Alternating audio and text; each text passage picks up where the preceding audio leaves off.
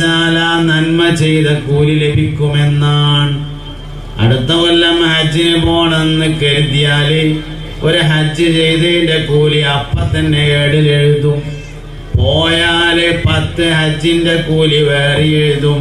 അപ്പൊ ആഗ്രഹിച്ചതിനൊന്നും പോയതിന് 10 11 കൂലി കിട്ടും. പോയില്ലെങ്കിൽ 10 കുറയുന്നുള്ളൂ, 1 കുറയില്ല. ആഗ്രഹിച്ചതിന്റെ 1 കുറയില്ല, ഒറ്റ പൈസന്റെയും ചെലവില്ല. അതുകൊണ്ട് കുറേ ആൾക്കാര് ഹജ്ജിന് പോകണുണ്ട്. ഇൻഷാ അല്ലാഹ് അടുത്ത കൊല്ലം നമ്മക്കും പോണം. അള്ളാഹു തൗഫീഖ് ചെയ്യട്ടെ. ഹജ്ജ് എന്ന് പറയുന്നത് 3 ആളുകളുടെ താരീഖാണ്. ഒരു വാപ്പ, ഒരു ഉമ്മ, ഒരു മോന്. വാപ്പ സയ്യിദുനാ ഇബ്രാഹിം അലൈഹിസ്സലാം, ഉമ്മയാകുന്നത് ഹാജറ ബീവി റളിയല്ലാഹു അൻഹാ, മോന് സയ്യിദുനാ ഇസ്മാഈൽ അലൈഹിസ്സലാം. 3 ആളുകളുടെ താരീഖാണ് ഹജ്ജ് എന്ന് പറയുന്നത്. ചരിത്രങ്ങൾ പഠിക്കുന്നത് വയല് പറയുമ്പോൾ 2 കാര്യങ്ങൾ ഉണ്ടാവണമെന്നാണ്. ഒന്ന് താരീഖ്, മറ്റൊന്ന് വാഖിഅത്ത്. താരീഖ് എന്ന് പറഞ്ഞാൽ സംഭവമാണ്, മുമ്പ് കാലങ്ങളിലൊക്കെ ഉണ്ടായ ജീവിച്ചു പോയ സ്വാലിഹീങ്ങൾ, അമ്പിയാക്കൾ, അവരുടെ ചരിത്രമാണ് താരീഖ്. വാഖിഅത്ത് എന്ന് പറഞ്ഞാൽ സംഭവിച്ച കാര്യങ്ങൾ. പാമ്പടിച്ച ആൾക്കാർ മരിച്ചു, ബസ് പറഞ്ഞ ആൾക്കാർ മരിച്ചു, ഇങ്ങനെയുള്ള കാര്യങ്ങൾക്കാണ് വാഖിഅത്ത് എന്ന് പറയുന്നത്. സംഭവം, ഉരുൾപൊട്ടലുണ്ടായി, കുറെ ആൾക്കാർ ഒലിച്ചുപോയി, അങ്ങനത്തെ സംഭവങ്ങൾ പറയണതിനാണ് വാഖിഅത്ത് എന്ന് പറയുന്നത്. ഇത് രണ്ടും അതിൽ വളരെ പ്രധാനമായി ഉണ്ടായിരിക്കണം എന്നാണ്. ചരിത്രം പഠിക്കുന്നതിനും ചരിത്രം മനസ്സിലാക്കുന്നതിനും 3 ഗുണങ്ങളുണ്ടെന്നാണ്.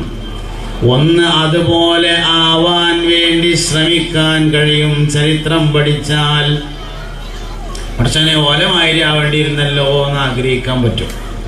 അതാണ് താരീഖ് പഠിച്ചാലുള്ള ഒരു ഗുണം. സ്വാലിഹീങ്ങളായ ആളുകൾ അങ്ങനെ കേൾക്കുമ്പോൾ നമുക്കിങ്ങനെ തോന്നുന്നു അതേമാതിരി ആയെങ്കിൽ എത്ര നന്നായിരുന്നു. ഗൗസുൽ ആദം സുൽത്താൻ മുഹിയുദ്ദീൻ അബ്ദുൽ ഖാദിർ ജീലാനി ഖദ്ദസല്ലാഹു സിർറഹുൽ അസീസ് 50 വയസ്സ് തികയുന്നത് വരെ പഠനം നടത്തി. 25 കൊല്ലം നാട്ടിലും 25 കൊല്ലം വിദേശത്തും, 50 കൊല്ലം, 40 വർഷം വഅദ് പറഞ്ഞു, 45 വർഷം ദർസ് നടത്തി, 65 കൊല്ലം കച്ചവടം ചെയ്തു.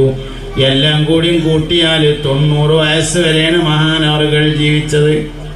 അപ്പൊ പലതും ഒപ്പം ചെയ്തു, നല്ല കണക്ക് ശരിയാവുള്ളൂ.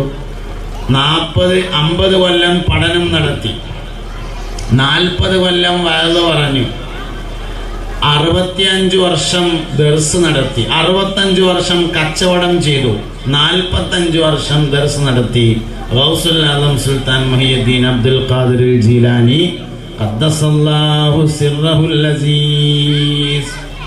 അപ്പൊ ഈ താരീഖ് ഇങ്ങനെ കേൾക്കുമ്പോൾ നമുക്ക് തോന്നും പഠിച്ചോനെ ഗൗസുൽ ആദമിന്റെ മാതിരി ആയിട്ടുണ്ടെങ്കിൽ എത്ര നന്നായിരുന്നു എന്ന്. അങ്ങനെ തോന്നാനാണ് ഒന്ന് ചരിത്രം പറയുന്നത്. സ്വാലിഹീങ്ങളുടെ താരീഖ് കേൾക്കുമ്പോൾ നമുക്ക് അങ്ങനെ തോന്നും.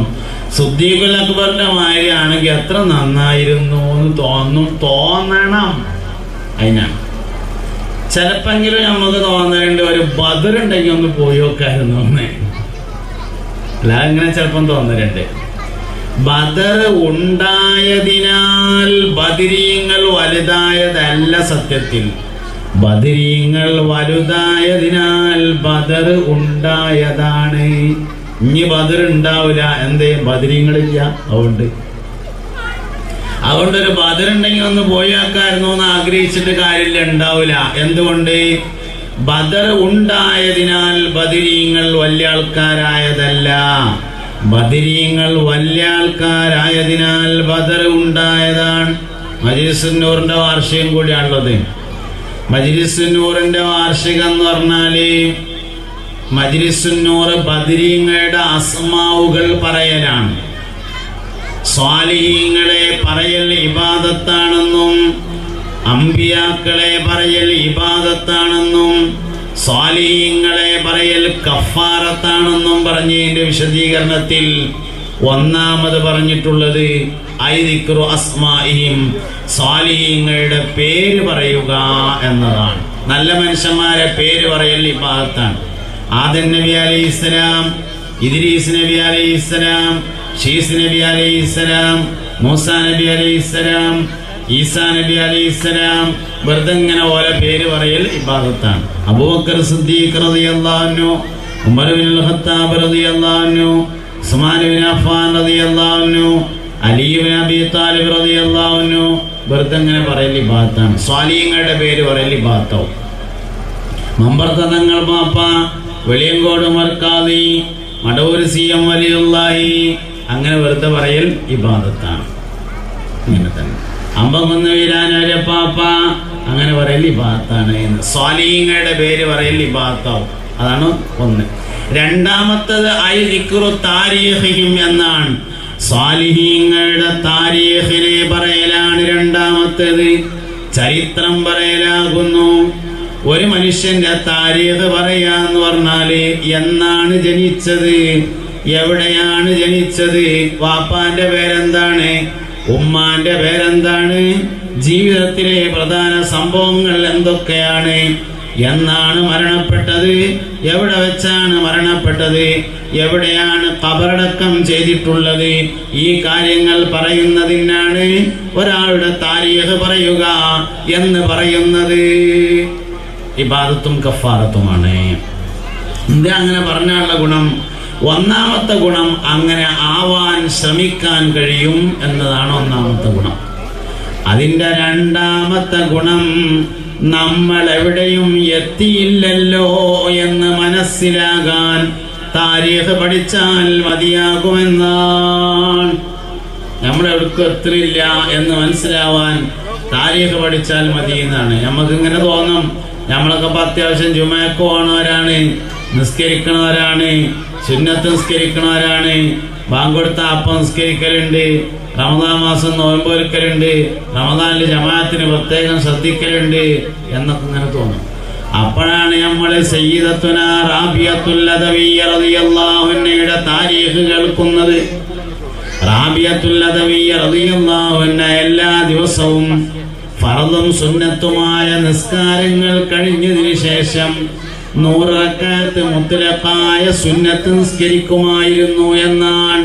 വെറുതെ 100 റക്അത്ത്, റവാത്തിബല്ല, വിത്തറല്ല, ഒന്നുമല്ലാത്തൊരു 100 റക്അത്ത്. എന്നിട്ട് ദുആക്കും, അല്ലാഹുവേ ഈ 100 റക്അത്ത് നിന്റെ സ്വർഗം ലഭിക്കാൻ മാത്രമല്ല, ഈ 100 റക്അത്ത് നിന്റെ സ്വർഗം ലഭിക്കാൻ മാത്രമല്ല, നാളെ മഹ്ശറയിൽ കോടാനക്കോടി മനുഷ്യർ ഒരുമിച്ച് കൂടുന്ന സദസ്സിൽ ഞാനിങ്ങനെ നടന്നു പോകുമ്പോ മുത്തുനബി അവിടെ ഇങ്ങനെ ഇരിക്കുന്നുണ്ടാവും. അപ്പൊ ഞാനിങ്ങനെയാണ് നടന്നു പോണത് കാണുമ്പോ എല്ലാ ദിവസവും 100 റക്അത്ത് സുന്നത്ത് നിസ്കരിച്ചിരുന്ന റാബിയല്ലയാ പോണത് എന്ന് ചോദിക്കുമ്പോ കേൾക്കാനൊരു രസമുണ്ട്. അതിനാണ് ഈ 100 റക്അത്ത്. അപ്പൊ മനസ്സിലാവും നമ്മളെ നിസ്കാരം ഒടുക്കും എത്തിയിട്ടില്ല. നമ്മളിപ്പോ വിചാരിക്കണ എന്താ വെച്ചാൽ സ്വർഗം നമുക്ക് ഉറപ്പായിട്ടുണ്ട് എന്നാണ്. അങ്ങനെയാണ് വിചാരിക്കേണ്ടതും. അങ്ങനത്തെയുള്ള ഇന്നിപ്പോ ജുമഅക്ക് കൂടിയ പള്ളിയിൽ അനൗൺസ് ചെയ്യുന്നുണ്ട്, ഖത്തീബ് ഉദഹിയത്തിനുള്ള വിഹിതം എല്ലാവരും കൊടുക്കണം. 10 റുപ്യായിരുന്നു ആദ്യം പറഞ്ഞിരുന്നത്, 12 ആക്കി ഉയർത്തിയിട്ടുണ്ട്. കാരണം യുദ്ധം നിൽക്കണില്ലല്ലോ, അതുകൊണ്ട് 12 ആക്കിയിട്ടുണ്ട്. അതൊരു ഫിക്സഡ് റേറ്റ് ഒന്നുമല്ല. ഇനി നമ്മൾ ഉരുവിനെ എണ്ണം വാങ്ങി നോക്കുമ്പോ ചിലപ്പം ദേശം തരും, 6 ഉണ്ടാവും, കുറവുണ്ടാവും, അപ്പം അതും കൂടിയും കൊടുക്കേണ്ടി വരും എന്നൊക്കെ ഇന്ന് ജുമഅക്ക് കൂടിയ പള്ളിയിൽ ഖത്തീബ് പോയാതറിയുന്നുണ്ട്. അപ്പോൾ ഉദഹിയത്തിനും പോത്തിനറക്കും, വെള്ളിയാഴ്ചയും പോത്തിനറക്കും, ഉദഹിയത്തിനെയും പോത്തിനറക്കും. പോത്തിനറക്കാൻ എന്താ വേണ്ടത്? നല്ലൊരു പോത്ത് ആദ്യം വേണ്ടത് അതാണ്. പിന്നെ വേണ്ടത് മൂർച്ചുള്ള ഒരു കത്തി വേണം. പിന്നെ കാലും കയ്യും കൂടിയും കെട്ടാനുള്ള ഒരു കയറ് വേണം. പിന്നെ പൊടിച്ചു തരാൻ പറ്റിയ മുടുക്കുള്ള 2 ആൾക്കാർ വേണം. അറക്കാൻ പറ്റിയൊരു മല്ലാക്കും വേണം. ഇതാണ് പറക്കാൻ വേണ്ടത്. ഒന്ന് നല്ലൊരു മൂരിക്കുട്ടി അല്ലെങ്കിൽ ഒരു പോത്തും കുട്ടി. പിന്നെ വേണ്ടത് നല്ല മൂർച്ചുള്ള ഒരു കത്തി വേണം. കാലും കയ്യും കൂടിയും കെട്ടാൻ പറ്റിയൊരു കയറ് വേണം. പൊടിച്ചു തരാൻ പറ്റിയ മുടുക്കുള്ള 2-3 ആൾക്കാർ വേണം. അറക്കാൻ പറ്റിയൊരു മല്ലാക്കും വേണം. വെള്ളിയാഴ്ചയിലെ അറവിനും അതന്നെ വേണ്ടത്, ഉദഹിയത്തിന്റെ അറവിനും അതന്നെ വേണ്ടത്. വെള്ളിയാഴ്ചത്തെ പോത്തിനറവും ഉദഹിയത്തിന്റെ പോത്തിനറവും തമ്മിൽ വ്യത്യാസപ്പെടുന്നത് പിന്നെ എവിടെയാണ്? ഉളഹിയത്തിന്റെ അറിവിന്റെ പിന്നിൽ ഒരു താരീഖുണ്ട്, ഒരു ചരിത്രമുണ്ട്. അതണ്ട് കൽബ് കയറിയാലാണ് വെള്ളിയാഴ്ച ഉളഹിയത്തും വ്യത്യാസം ഉണ്ടാകുക. ആ താരീഖ് മഹാനായ സയ്യിദുന ഇബ്രാഹിം നബി അലൈഹിസ്സലാം ഇസ്മായിൽ അലൈഹിസ്സലാം എന്ന പൊന്നോമന മകനെ അറുക്കാൻ വേണ്ടി കൊണ്ടുപോയതാണ്. വലിയൊരു നാളിന്റെ താരീഖാണത്.